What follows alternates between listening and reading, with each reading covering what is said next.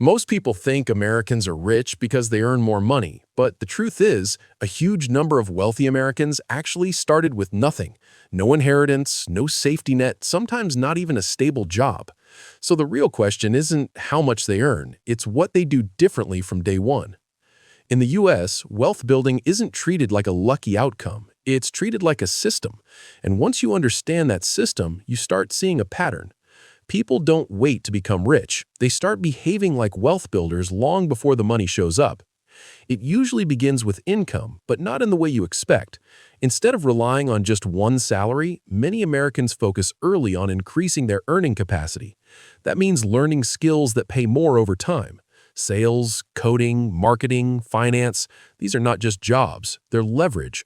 Someone earning $40,000 doesn't stay there forever because they actively look for ways to move to $60,000, then $100,000. Income is treated as a skill that can be upgraded. But income alone doesn't create wealth. The real shift happens in how money is used. The average person spends first and saves what's left. Wealth builders reverse that. They invest first and spend what's left. Even if it's just 10 to 20% in the beginning, that consistency creates momentum. And the key word here is invest, not just save. Saving keeps money safe, but investing makes money grow. This is where simple tools come in. Many Americans put their money into index funds, which are basically baskets of top companies. Instead of trying to pick one winning stock, they own a piece of the entire market. Over time, as businesses grow, their money grows with it. It's not fast, it's not exciting, but it's predictable. Now layer on time. This is where things get interesting. When money earns returns and those returns start earning their own returns, that's called compounding. At first, it feels slow, but after 5, 10, 15 years, the curve changes. What looked like small contributions suddenly becomes a large portfolio. The earlier they start, the less effort it takes later. Take a simple example. Imagine someone starts with a basic job earning $3,000 a month. They manage to invest $500 consistently. They don't chase trends, they don't panic during market drops, they just stay consistent. After a decade, they're not just someone with savings, they're someone with assets, and those assets start generating income on their own. That's the turning point. Money starts working instead of just being earned. But the path isn't clean. A lot of people fail because they try to look rich before becoming rich.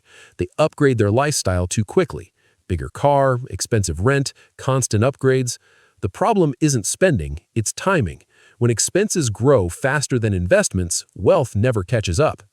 Another common mistake is chasing quick wins. Trading, gambling, jumping from one trend to another. It feels productive, but it usually resets progress. The people who actually build wealth from zero tend to follow boring rules. They increase income, control lifestyle, invest consistently, and give it time. They understand that wealth is not built in one big moment. It's built in thousands of small, disciplined decisions. The biggest insight here is simple but uncomfortable.